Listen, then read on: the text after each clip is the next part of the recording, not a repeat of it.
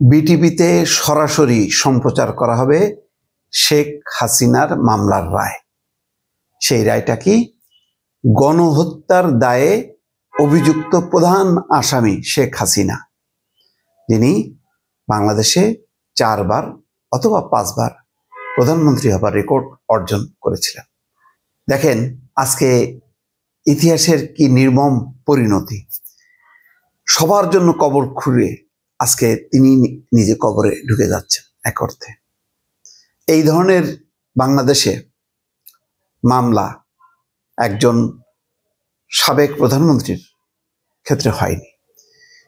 বেগম খালেদা জিয়ার বিরুদ্ধে যেটা একটা কল্পিত মামলা আনা হয়েছিল, সেটা দুর্নীতি সংক্রান্ত, যেটা একেবারেই ধোপে টেকে নাই। সেইটা 3 বছর ওইটাকে বাড়ায় দিল উচ্চ আদালত মহা খুশিতে 10 বছর।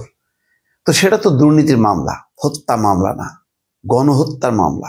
পৃথিবীতে সবচেয়ে ঘৃণিত যে সমস্ত হিটলার, মুসলিনি, তাদের বিরুদ্ধে যেমন গণহত্যার অভিযোগ আছে, ঠিক সেই কাতারে এই যুগে এক শেখ হাসিনা, আরেকজন হচ্ছেন ইসরায়েলের প্রধানমন্ত্রী নেতানিয়াহু। আন্তর্জাতিক ট্রাইব্যুনাল তার বিরুদ্ধে গ্রেপ্তারি পরোয়ানা জারি করছে তাকে বিচারের জন্য, কিন্তু এখনো তাকে গণহত্যার দায়ে অভিযুক্ত করা হয়নি বা তার মৃত্যুদণ্ড দেয়নি। তো আজকে দেখেন ওই অর্থে শেখ হাসিনা নেতানিয়াহুর কাতারে। নেতানিয়াহুর বিরুদ্ধে অভিযোগ কি? মুসলমান, গাজার মুসলমানদের বিরুদ্ধে পরিকল্পিত গণহত্যা। ঠিক একই রকমভাবে বাংলাদেশের প্রেক্ষাপটে তার বিরুদ্ধে অভিযোগ কি? ক্ষমতায় থাকার জন্য নির্বিচারে গণহত্যা, যেটা জাতিসংঘের রিপোর্টে প্রকাশ পেয়েছে, আন্তর্জাতিক গণমাধ্যমে প্রকাশ পেয়েছে, যে গত 15 বছরে গুম, খুন, নির্যাতন চালাতে চালাতে শেষে গণহত্যার পর্যায়ে উপনীত হয় শেখ হাসিনা, যিনি বাংলাদেশের স্বাধীনতার স্থপতি, যিনি বাংলাদেশের মুক্তিযুদ্ধের মহানায়ক শেখ মুজিবুর রহমানের কন্যা।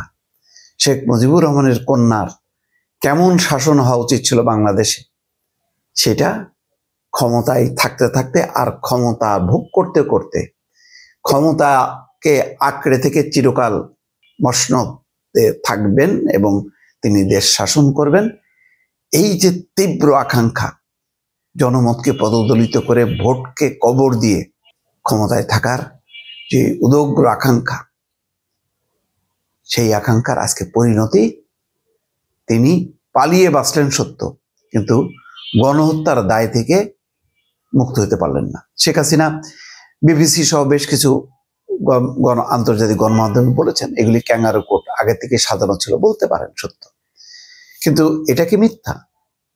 গণহত্যা সংগঠিত হয়নি, সেটা শেখ হাসিনা নিজেও স্বীকার করেছেন, বলেছেন যে এই দায় তার না, আইন শৃঙ্খলা বাহিনী। কিন্তু মানুষ জানে, আন্তর্জাতিক গণমাধ্যম জানে যে এই দায় তারই। তিনি আইন শৃঙ্খলা বাহিনীকে নির্দেশ দিয়েছেন সামনে যাকে পাবে তাকেই গুলি করবা, এবং শেষ পর্যন্ত এক ধরনের যুদ্ধ সংঘটিত হয় সাধারণ মানুষের সাথে শাসক গোষ্ঠীর, যে শাসক গোষ্ঠীতে ছিল আওয়ামী লীগ এবং তার সহযোগী হিসেবে ছিল পুলিশ এবং অন্যান্য আইন শৃঙ্খলা বাহিনী। তারা সম্মিলিতভাবে পরাজিত হয়। পরে সেনাবাহিনী বিষয়টি ট্যাকেল করে, জনগণের পক্ষে অবস্থান নিয়ে পরিস্থিতি সামাল দেয়। শেখ হাসিনা পালিয়ে যায়, কিন্তু গণহত্যার এই দায়ে সবার দাবি ছিল তার বিচার করতে হবে। সেই বিচার আজকে হয়েছে বাংলার মাটিতে, এবং সেই বিচার শেষে রায় এখন একদিন পরেই। এই রায়কে ঠেকানোর জন্য বা এই রায়ের প্রতিবাদে বিভিন্ন স্থানে বোমাবাজি হচ্ছে, ককটেল হচ্ছে, কোনো কোনো ক্ষেত্রে প্রাণহানি ঘটেছে। কিন্তু এতে করে কি মামলার রায় প্রভাবিত হবে? এর ফলে কি মামলার রায় বন্ধ হয়ে যাবে? বন্ধ হবে না।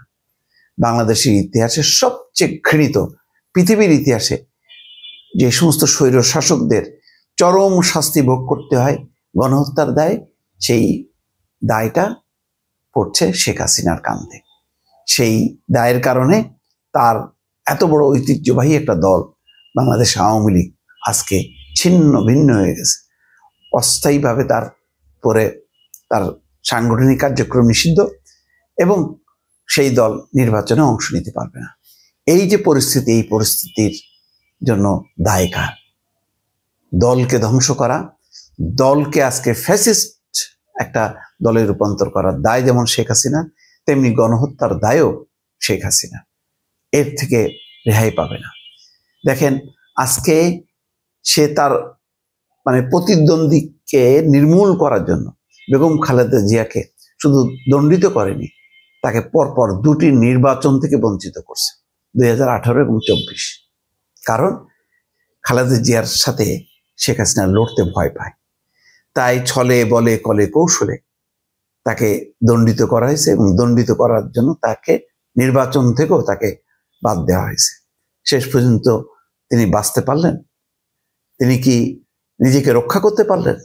তিনি তো নিজেকে রক্ষা করতে পারেননি, পুরো দলকে একেবারে সাগরের গভীরে তলায় দিছে। এটা থেকে আর কোনো কবে উঠবে, কবে দাঁড়াবে, তার কোনো ঠিক ঠিকানা নেই। আজকের কোথায় শেখ হাসিনা যে এরশাদ বিরোধী আন্দোলনের গণতন্ত্রের নেত্রী ছিল, সেই মানুষটা পরিণত হলো একটা ফ্যাসিস্ট নেত্রী হিসাবে। বাংলাদেশে যেখানে ভোটের সমাধি হয়ে যায়, কবর হয়ে যায়, সেই দেশ আর গণতান্ত্রিক থাকে না, সেটা হয় স্বৈরতান্ত্রিক দেশ। এবং সেই স্বৈরতান্ত্রিক দেশের প্রধান ছিলেন শেখ হাসিনা, যেখানে কোনো জনমত নাই, ভোট নাই, কিন্তু 5 বছর পর পর নির্বাচন হচ্ছে এবং তিনি ওই উত্তর কোরিয়ার শাসকরা যেভাবে নির্বাচিত হয় বা চীন রাশিয়ার শাসকরা যেভাবে নির্বাচিত হয়, তিনিও সেইভাবে নির্বাচিত হচ্ছিলেন।